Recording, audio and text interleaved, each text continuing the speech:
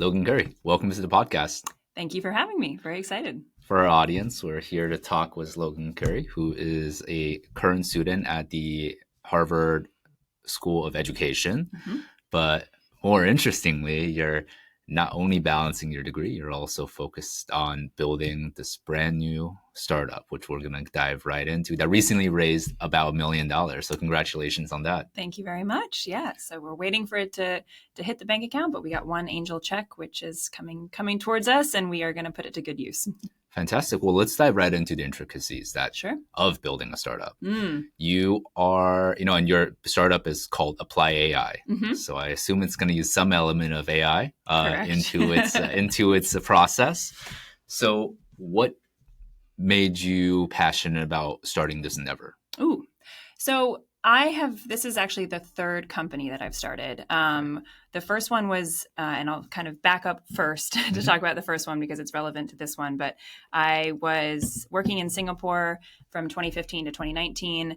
And I had the opportunity to essentially start like a boutique kind of consulting firm, helping students mostly from Asia apply to universities in the US, Canada, Absolutely. Europe, the UK. And I had two co-founders at that time, and we kept trying to figure out ways to scale it because we only worked with like 10 to 15 students at a time, some of whom were pro bono, some of whom were paying kind of more consulting packages.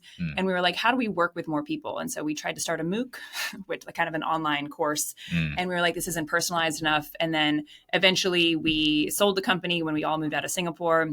Then kind of went into different endeavors. And then the day that ChatGPT came out, my current co-founder and prior co-founder as well messaged me, and he was like, I have a business idea. Wow. Because he had been playing around with it. And what he saw was not just the generative elements of it, but was the essentially like the way of personalizing at scale coaching. So that's essentially how we got started. And for a while we were going to do admissions, like high school students applying to college. Right. We looked at the business model of that and we were like, okay, you apply once and then you're done. So that's not the best approach. But what we started looking at is, and we had always worked with students kind of, what do you want? What do you think you have to offer?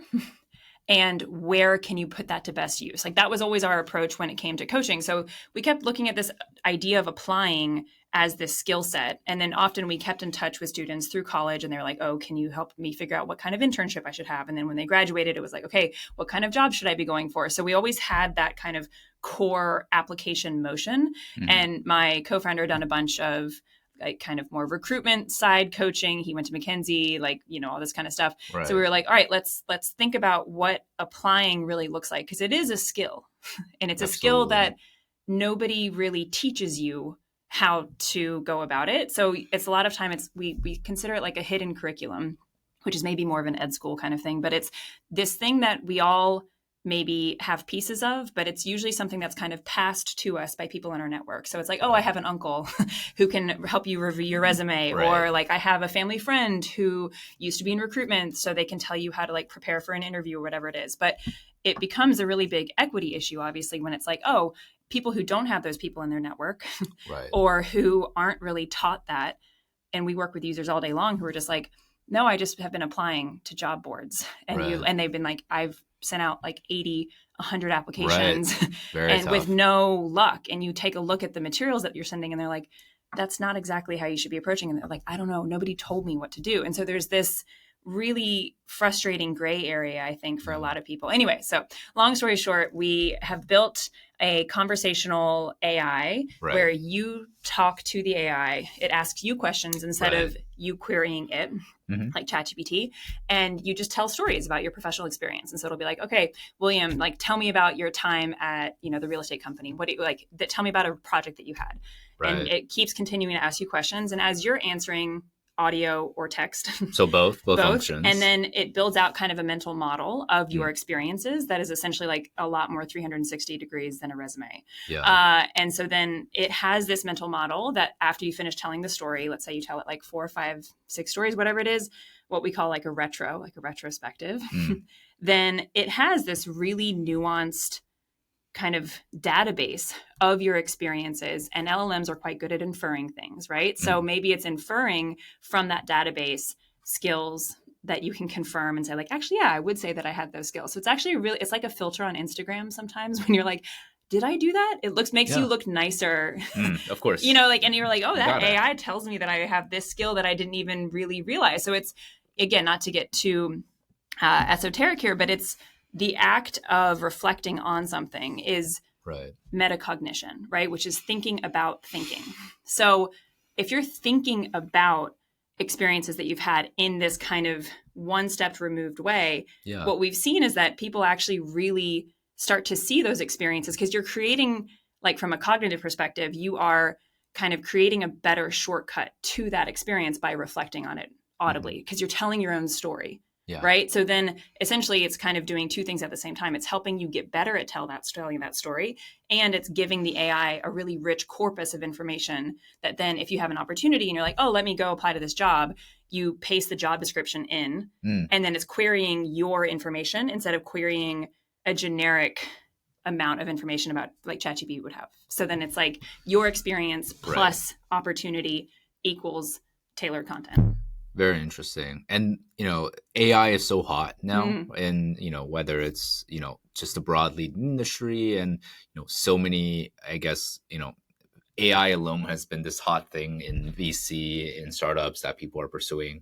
And of course, the big, elephant in the room, of course, is OpenAI. And of course, ChatGPT is like kind of capturing a lot of functionality. And they've also built out like, I believe it's the custom bots that you can do for specific functions. What specifically do you feel is like kind of this distinguishing factor for like the startup ApplyAI that builds is not only just ChatGPT, but it's value add in addition to that? So I think a lot of it has to do with, again, that experience. When you go to an input box and it's kind of like, okay, let me think about what I need to ask. And I think that often you get out what you put in. The output is very much dependent on the input. So in the case of a lot of ChatGPT, it's about prompt engineering, right? Which is great, fantastic. Like I use ChatGPT all the time. And I'm not saying that it's not valuable because obviously it's very valuable. I think it's more about, when you are thinking about what the upstream problems are, it goes back to that applying motion. Like, who am I and what am I good at? What do I want out of my next opportunity? And then like, how should I get it? Those are questions that I think require, unfortunately, like a fair amount of self-reflection. And I think that for better, for worse, we joke that we released like the least sexy startup project, like, cause it's like, let's talk about self-reflection. Right. But it is in ways, there's no shortcut to that. Right. And I think that that's what a lot of the competitors out there are kind of like, cool. You can generate a resume, you can generate a cover letter, but then you get to the interview and you haven't really thought critically about how you're going to communicate all of that. Or you get the job, you start the job and you're like, okay, how can I put these pieces together? So essentially it's, everybody's going to need to, if we think about disruption happening on both sides of the industry or all industries here, coming for knowledge workers, coming for also manual jobs, right? Jobs are going to get a lot more, let's say, volatile. And so people are going to need this motion, I would say, of being able to take what they've done, recognize the skills that they've gained, and then communicate it really cogently and in a strategic way. So I think that, it might take a little while, but I'm not worried about it because it's like people will always need a certain amount of, not hand-holding because that sounds really paternalistic, but like people need guidance in these moments that are really stressful. People need somebody looking out for them and being like, hey, I've got you. You want to work on your job search. Let's break down 2 things that you can do today. And that kind of like learning pathway side of things is obviously, again, not to keep referencing the ed school, but that's where I think the like learning side comes from, because it's like, hey, what can I do today? How could I do that? And it's like you want to be getting better at that motion, but there's ways to do it by breaking it down into those kind of like action pathways or learning pathways. Absolutely. And you're starting this endeavor with 2 other co-founders? With one other co-founder. The company in Singapore had three co-founders altogether, and then it's myself and my co-founder here. Got it. So something I'm learning at the business school right now, and we're focused actually on VC, term sheets, and like whether to build an endeavor with a founder or by yourself or with a team. So what for you was kind of the factor to do something together, I think? Ooh, great question. I mean, I think, and we joke about this all the time, that like in many ways, we have a lot of disadvantages because neither one of us is a technical founder. Mm. So, we had to look outside for a lot of our technical expertise, and we were lucky enough to find it in the end. And we have a team of 6 people kind of working full time on this now. But, we also we've known each other for a really long time. Well, I mean, I say that as if we've known each other since infancy or something, but we've known each other since 2015, working together in a variety of different contexts. We've kept in touch. So we're like close friends, and we work quite well together. And we've been through kind of like the proverbial wars of, starting a business in one context and then doing it again in another. So I can't really picture being a solo founder, to be honest, just because it is so much work. It's so much stress. It's so much volatility again. So it's like, I think to me, having somebody to talk about it at the end of the day, like, it's funny because it is quite like a marriage. But it's like, so you don't want to choose the wrong person. So I think that's probably why it often becomes a conversation, because it is like a divorce, essentially, if you have to like take that apart. Right. Absolutely. But I think that if you find the right co-founder, then it's a very good, like, productive relationship. Absolutely. And for yourself, as you built this, now it's been like almost a year, or almost roughly a year. Mm-hmm. Yeah. And you've built businesses yourself before, as you mentioned. You've started different ventures. For this third time now, what's kind of been, for your experience from in the past, that you feel you've like carried forward that improves the likelihood of long-term success, or grow at least a certain goal that you're trying to hit with this startup venture? So I think for both myself and my co-founder, Virgin, I'll say his name, not just my co-founder, but I think that there's a certain like mission-driven quality to what we're trying to do, in the sense that like what I'm studying in HDSC, what I am learning and kind of really geeking out about all the time is essentially the future of work, right? And so I think that when it comes to the company, I've seen increasingly so much convergence in terms of what we're trying to do and how it may not solve an entire problem, because there's so much to that big knotty problem of what are we going to be doing in the future? How are we doing it? How are we supporting people in their various endeavors? But at least it tries to chip away at part of that problem. So I think it's about the longevity, because that problem isn't going away anytime soon. So it's like if you're working on a solution that it can at least solve a part of it, then that gives you the drive to kind of keep going, right? And like there's, for me selfishly, like I literally get to learn something new every single day. And that's that's the ultimate kind of treat for me, because I'm a very much a quintessential student in every way, shape, and form. I've been studying in a variety of continents and countries for the last 20 years, pretty much. So to me, that's such an interesting opportunity. And it's not something that I've always had the chance to do, but it's something that really drives me to kind of be like, hey, I'm starting from zero. Can you please tell me what you know about this situation? And there's a lot of humility, but I think that the more I'm not going to say it, but like the Chengyu in Chinese, it's like, you know everything as an undergraduate, you know less when you're a graduate, and then you know so little when you're a PhD or whatever it is, maybe. Absolutely. But I think that is very like much my philosophy, is like the more that I get exposed to with different industries or working with different intelligent people, I'm like, I have no ego when it comes to these conversations. I'm like, tell me everything you know, like assume that I know nothing, and then you can go from there. And that's really fun and interesting to me. Absolutely. Well, I think I want to also take our listeners, especially those that are also similarly interested in entrepreneurship, hopefully if they're working on one, or they want to tackle something in the future in building a company from scratch. You're at kind of a pre-seed stage at this point. You've raised $1 million roughly, and and you already have a team of staff as well. What's kind of like your roadmap from your perspective at this point? Let's say somebody else raises a good amount of funds that will give you a decent runway. How does that, for your and you're COO of this startup, in your mind, what is the roadmap for the next year or so for you? It involves a lot of experimentation, and it's like that weird combination of experimenting and being incredibly stubborn at the same time, where you're like, okay, I think that I know where I'm going, but you always have to keep, and you have to have that as a founder, especially because it's like, you have to be so sure of your knowledge of the problem that you're like, I feel really strongly that this is a solution that could work, but then the specifics of that solution, you have to assume that you're wrong all the time. So it's kind of like this bigger picture. The macro is, we're doing this, I can't second guess myself. And then the micro is like talking to users all day long and really trying to parse what they're saying and how they see the problem versus how you see the problem. And I think that that's where we've made certainly plenty of mistakes already. And I'm sure we will continue to make mistakes, but it's like, pick yourself up and learn from those mistakes. Again, constant learning.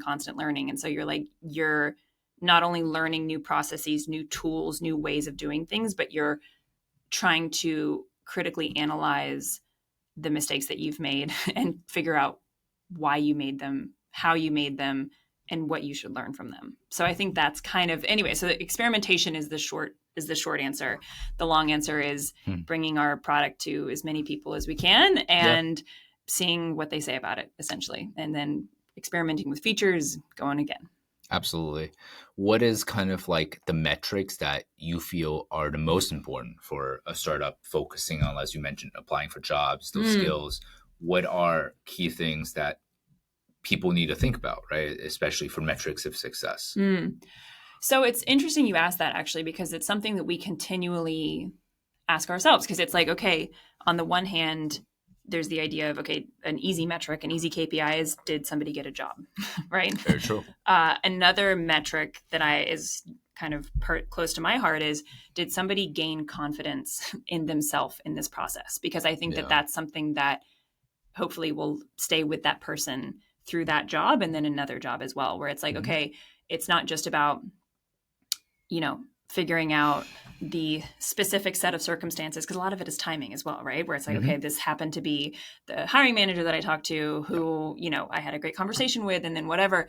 So so much of it is a little bit arbitrary in terms of what made success for that particular role possible. And then a lot of it is, what did I learn about, similar to like the startup life, right? Which is like, what did I learn about myself in this process, about what values I have and what I'm bringing to the table? So I think that it's a little bit of both, in the sense that it has to be tactical and I learned how to apply better, but that's ultimately not the skill that we're optimizing for. I firmly believe that like applying is a skill, and it's not a skill that everybody should be good at. That's where we're trying to help. It's like work on the skills that will help you do your job better and will help you try to make the like thousands of applications or too many hours spent trying to do those applications like a little bit easier. So we're trying to take the kind of painful aspect of it and keep a little bit of that self-reflection, as I said, but focus on analyzing those gaps between where you want to be and where you are now. And put your time and effort towards that instead of towards, reformatting a bullet point on your resume for the 9th time. Absolutely. Now, a part of, at least, in the startup space, part of success, once you do get to like raising funds is, of course, finding good partners for it, finding the good VCs, finding good partners to augment, with their network, with their expertise. And you've recently reached kind of like a pre-seed stage, right? $1 million is not a non-negligible figure. That's going to be pretty huge in building out your startup's capabilities, further experimenting and testing the market fit. What for you was kind of like, of course, besides the monetary value, the value of finding an angel investor for your startup in that pre-seed stage? So I think, at least, again, this is my first rodeo with kind of this scale of startup. So I'm going to definitely try not to speak out of turn, because I've definitely, I really value the people that have gone before me in this space. Like, I have a very good network and I feel very lucky to have like a ton of people who have guided us on this journey so far. And then they're like, okay, watch out for this, be careful of this and everything like that. So I think for us, for better, for worse, like the angel investor that we were able to find wasn't necessarily about the skill set. It was like, cool, we need runway for this amount of time.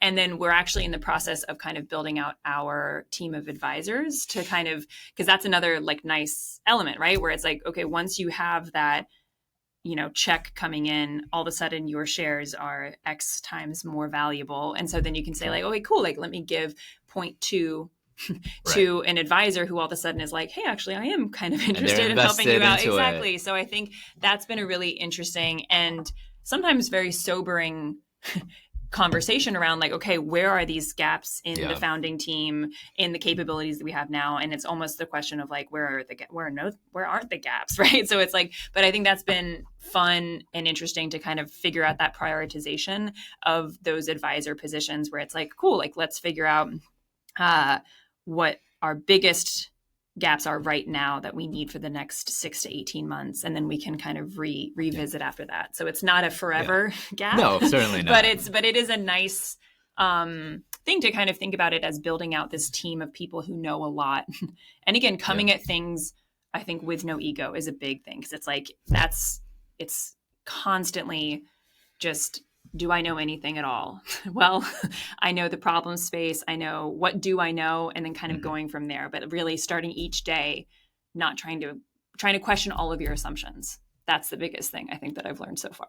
Very cool. And it's definitely really interesting that you've been able to do this. And again, balancing it was like building out, a startup was doing a whole degree on the side. Casual. I also have 2 young children. But yeah, there we go. Even more responsibility. Why for you is important to both pursue a degree currently, as well as of course focus on this effort and balancing that with raising a family all together, right? Yeah, I think, it wasn't necessarily on purpose in the sense that like things started getting more traction with the ApplyAI, and that was really exciting. And so it has been for a while, it was kind of within the Harvard ecosystem. I was kind of trying to, I'd say, gain some skill sets that would be beneficial to the company. So last fall, for example, I was taking digital marketing analytics at MIT, at Sloan. Cool. I was taking a class called Managing Customer Growth here at HBS.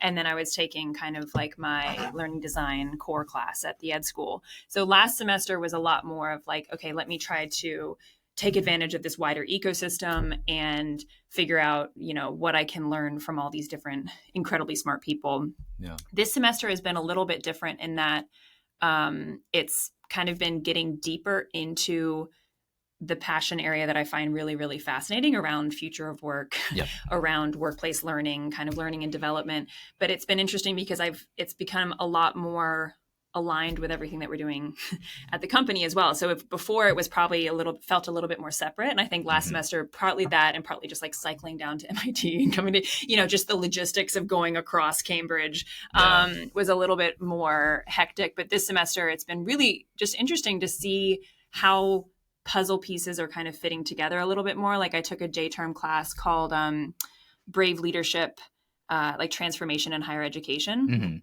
which at first I was like, I just did it because I loved the Professor Tim McCarthy, who's like a legend. He was at HKS and now he's at the ed school. And then it was all around like the incentives, the different stakeholders in the higher education environment. So it's like administrators, faculty, students, workers, like what's the power structure look like? How are their incentives both aligned and not aligned within this kind of bigger conversation about what the purpose of higher education is, right? And then I started taking this class this semester called How the Future of Work is Shaping the Future of Education, which again is like, what is higher education for? Yeah, absolutely. And when you think about that in terms of the college to careers pathway, this skills gap where it's like, okay, industry is looking for X. Right. Universities are producing students with Y, but there's no communication between those two. And so obviously, again, this kind of goes back to that idea of it's a big problem that one company is not going to solve, that 10 companies are not going to solve. But it's really interesting to be in this space where it's like, to me, I feel very much that what we're trying to do with the ApplyAI is aligned, because what we're trying to build is what we're calling like the Duolingo for career growth, in that like can be a little bit gamified or fun, but it's like you can be doing something every day, whether you're applying for a job, whether you're in a job, that can be furthering your career. Yeah. It's all about communicating your worth to the people in your environment, right? And so that to me is very much aligned with this future in which people are going to be changing jobs. Like Gen Z already, I think the stat is that it's like every 2.2 years, they're changing jobs, they're changing companies. I think that's probably just going to accelerate. Yeah. So then it's like, if you think about somebody having, instead of 5 to 6 jobs over the course of their career, they're having 25 to 30 potentially, depending on how, because, you know, human lifespans are getting a bit longer as well. Yeah. So it's like, wow, you're really going to need to have this as a skill set. Yeah. A lot of times, right? So I think that, and how do you balance that with companies investing a lot more in learning and development for its employees, right? Mm-hmm. To kind of keep up with this ever-changing skill set that people need depending on the industry. So it's like upskilling, reskilling. How can you solidify that in terms of what you're taking from job to job, from company to company? And how do you know when to change and why to change and where to go? Right. So it's like, anyway, that's a very long-winded answer to it. But I think, as you can tell, I get really excited about it because it's like, I think everything, and I have, again, 2 kids who I think about their future of work. If they want to work, they'll have to work probably, but like, you know, but unless UBI comes through, which probably not, but, and I think about what they're going to be doing, and that's where it's just kind of hits home literally. Cause you're like, okay, they're 4.5 and 2.5. Mm-hmm. What does their higher education environment look like? Where do I want them to go? Where do they want to go? And what do they want to do with that? And how is it going to be? It's going to be wildly different in 15 years, but Absolutely. Like, what does that look like and why? So it is a lot from a balancing perspective, but it all comes back to that question, I think, of why are we working and for what, and like, what are we trying to accomplish? So Absolutely. And it's crazy what you mentioned was the statistics of job change. And that's very different from past generations, mm-hmm. but it is, as you mentioned, right, as the business model of that you're working on, right? You know, if people are applying for so many jobs, they need a good tool that will help them maximize the chances of success. Yeah. You know, for building up to a certain stage in a company, mm-hmm. you know, what do you feel was your co-founder when he approached mm-hmm. you about the idea was kind of like taking that idea from 0 to 1? You know, what was the process to start that, right? Having an idea is exciting. There's so many ideas, but so many people never actually actualize that into a tangible, real thing. You two have managed to do precisely that and have, you know, even reached a stage where the vast majority, if, you know, a filter, you know, like mm-hmm. probably like 1,000 to 1, you know, reaches the stage and keeps, you know, growing. You know, for yourself, what was kind of that? How was that idea actualized? So it was actualized, I'd say, from, again, I think it's a lot to do with timing. It has something to do with talent for sure, but timing more than anything, in the sense that you want to be able to you have to be in a certain position, I would say, to like be able to take a leap of faith in terms of, okay, I'm going to concentrate on this full time. For me, it was a little bit easier because I knew I was going into Harvard as a graduate student. Mm-hmm. And so I kind of was like, well, I can probably balance both. Like famous last words. No. Yeah. For my co-founder, you know, he quit McKinsey to focus full time on the company. And so that was a bigger, I would say, leap of faith for him.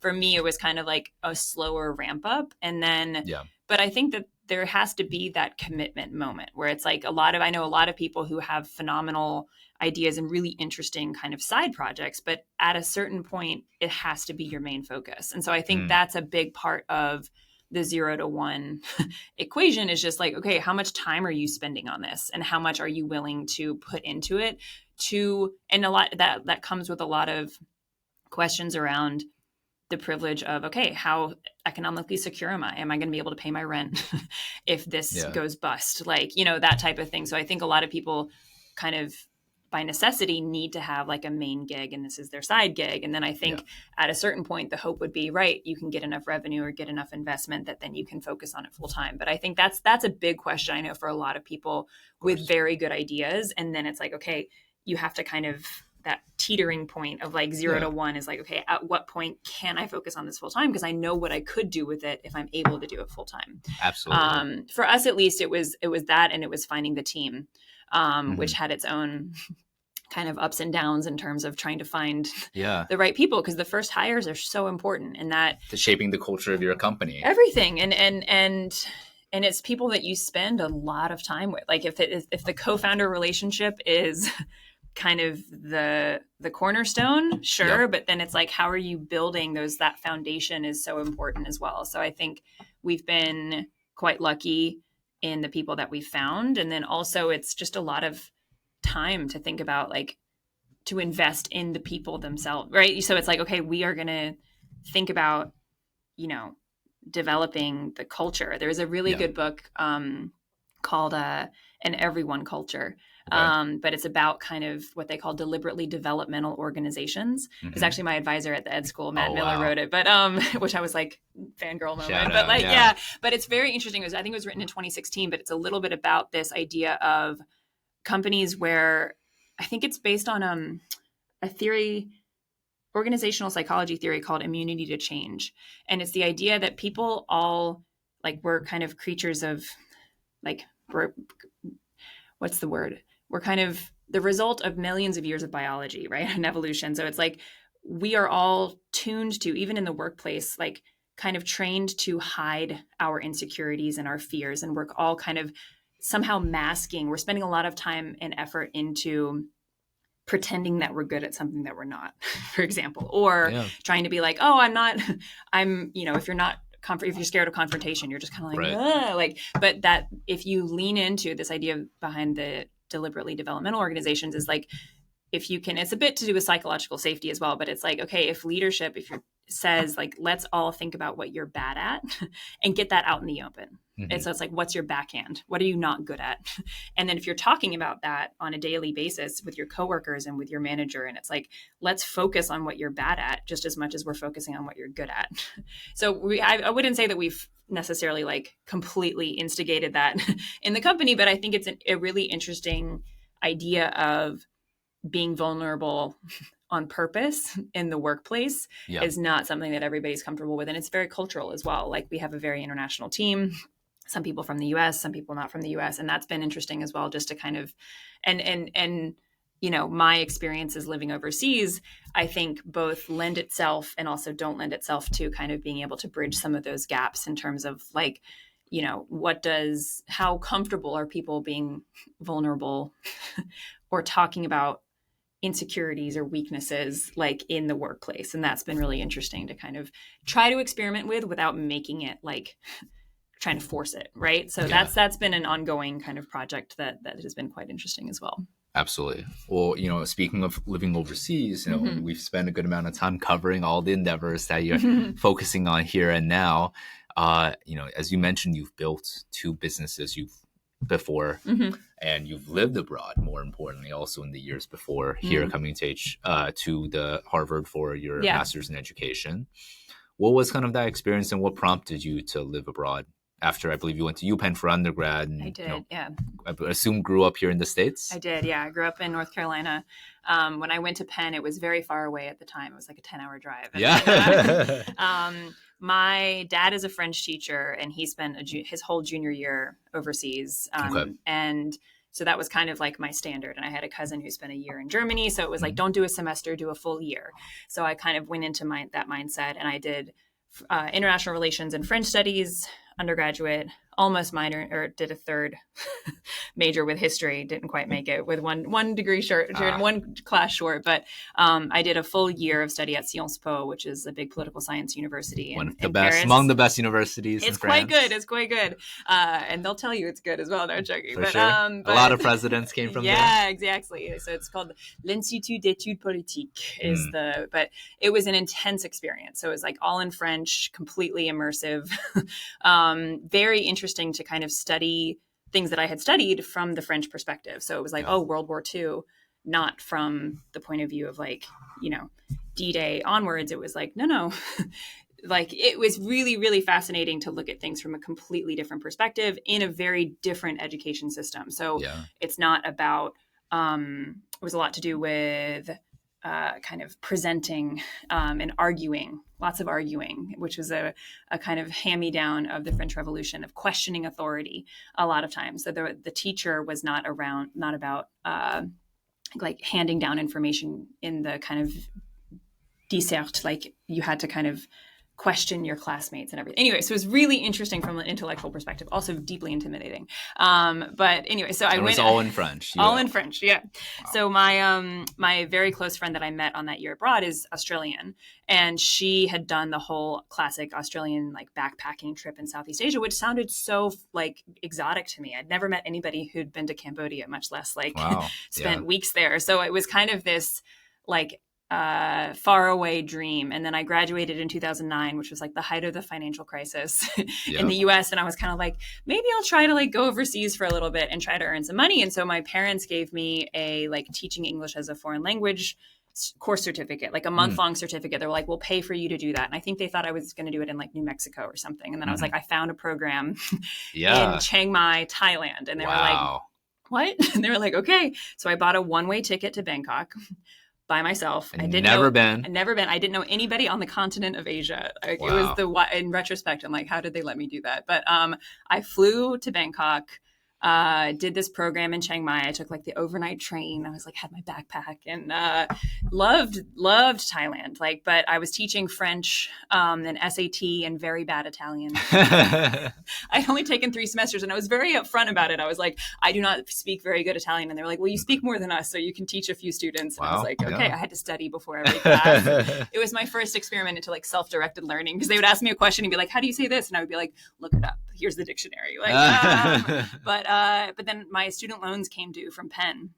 And then I was like earning in bot, right? Which is not going to pay off student loans from Penn. So then somebody was like, oh, you can earn more money in Shanghai. So I applied for a job, like literally off the internet, got a job in Shanghai teaching literature at a high school.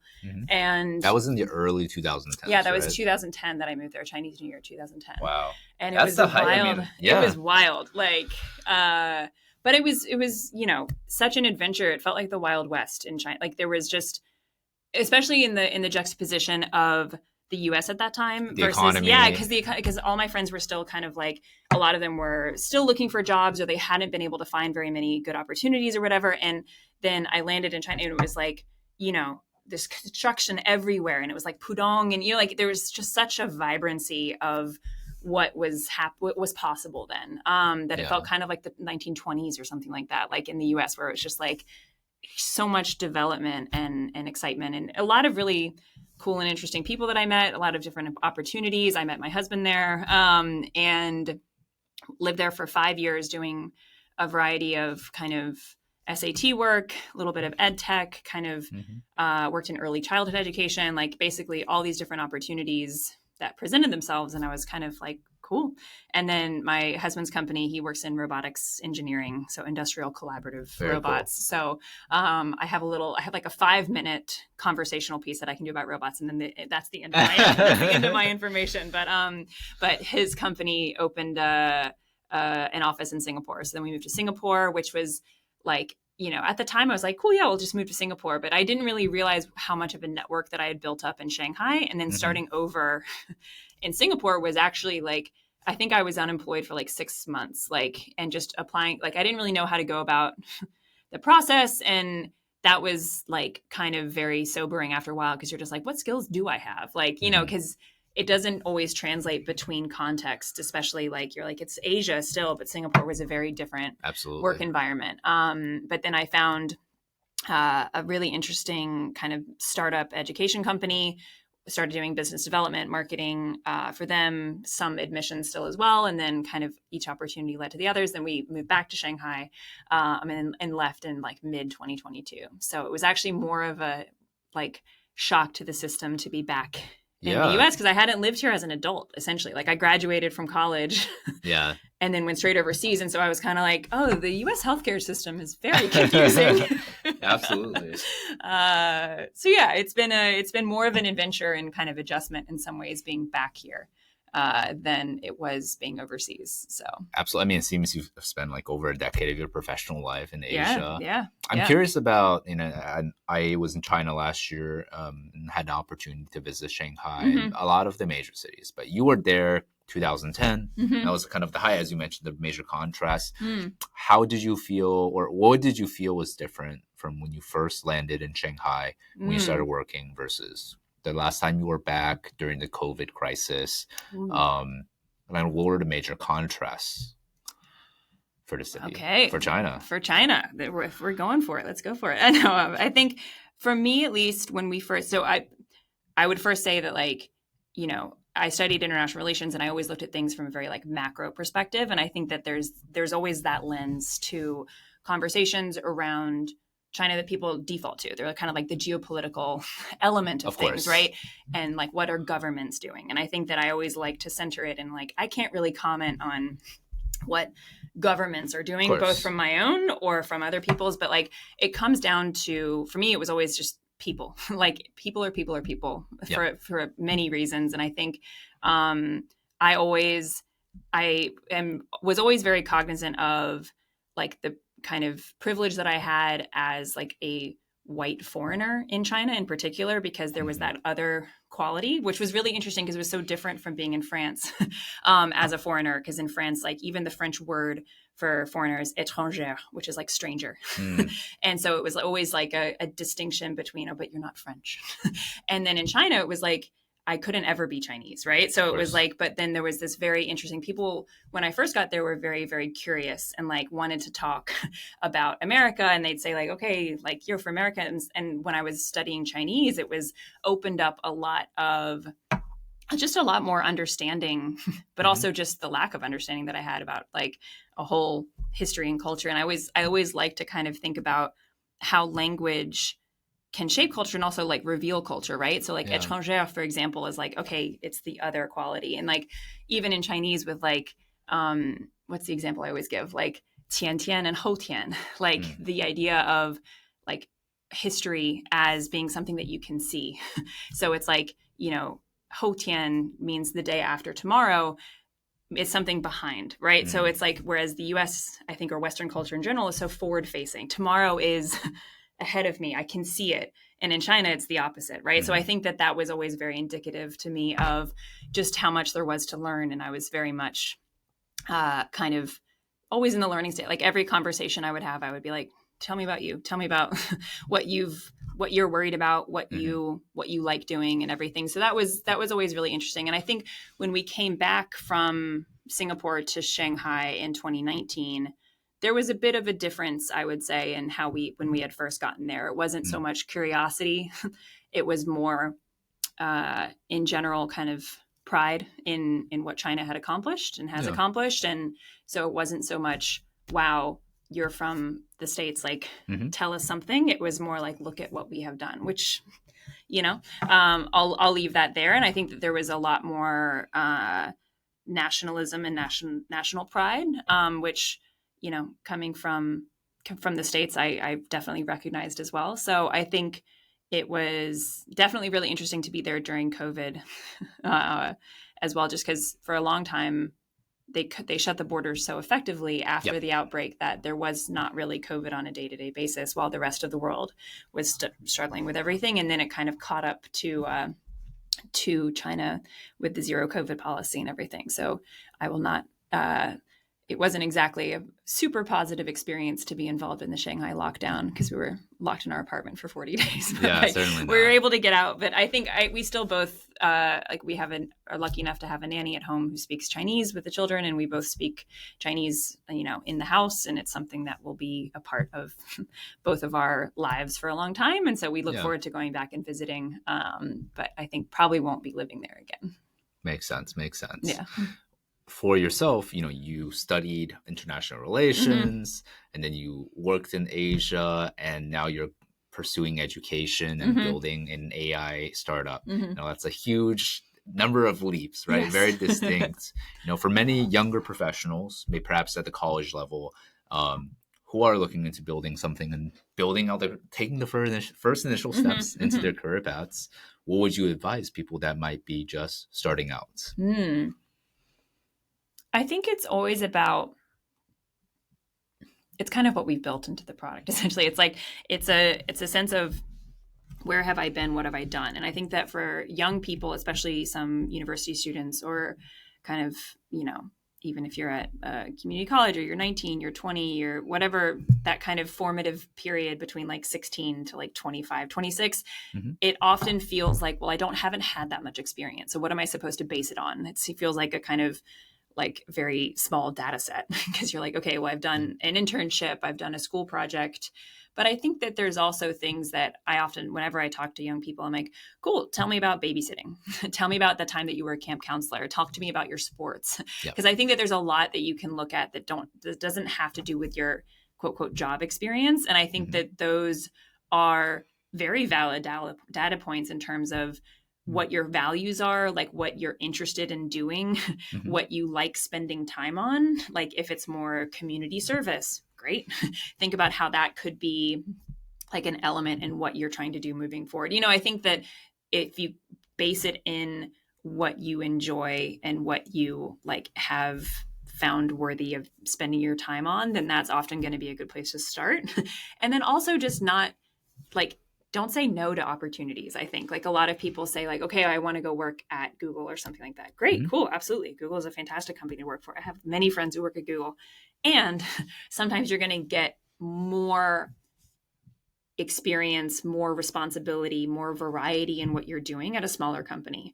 So I think that to the extent that that is a possibility, going for something smaller, maybe something like a little bit off brand or whatever that like gives you more experiences, because then you're just going to have more data points, right? Like you're like, okay, well, I actually didn't like this part of that, like this responsibility of that role. Cool, change. Like I think that we're moving towards an evolving career, meaning that it's changing what it means to have a career, right? Like we were talking about earlier, but you can morph. Like I don't really like the word pivot when it comes to careers, because it's like it's this image of like, okay, I'm going over here and then I'm here.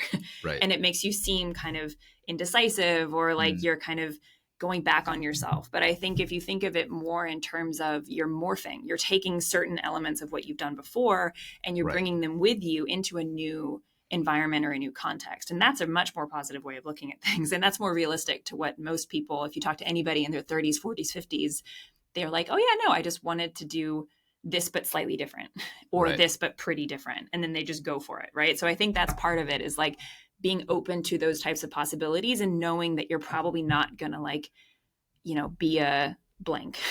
Because I think that's the false binary of like when we ask kids, like, what are you going to be when you grow up? And it's like, my daughter asked me that the other day and I was like, well, I'm kind of already doing it. I was like, and then I was like, I'm going to be, I don't remember what I said, like a hairdresser or something like that. And she was just like, cool, but you're not very good at that. And I was like, this is true. So it's like, you're always going to be adding like skills to your tool belt and take them away when you don't need them anymore. So I think that, just trying to figure out what that context is that you're going to gain the most experience is a good one. Absolutely. Well, thank you so much, Logan, for appearing on the podcast. Thank you, William. And this has sharing been fun. your insights. Yeah. Perfect. Thank you so much. Yeah.